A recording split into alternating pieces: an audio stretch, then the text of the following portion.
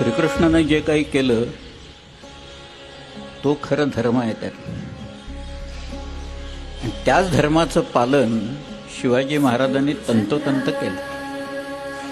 या भूमंडळाचे ठाई धर्मरक्षी ऐसा नाही, महाराष्ट्र धर्म राहिला काही तुम्हा काढ. मी भारतात बहुधा सर्व राज्यातनं गेलेलो आहे, पण मला केरळ धर्म, तमिळनाड धर्म, ओरिसा धर्म वगैरे असं काही कुठं दिसलं नाही. फक्त आपल्याकडे आहे. आणि ते सुद्धा राष्ट्र असं म्हटले बरं का.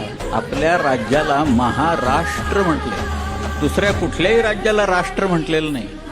इतकं समर्थ हे राज्य आहे, इतकी समर्थ समृद्ध अशी परंपरा या राज्याला लाभलेली आहे.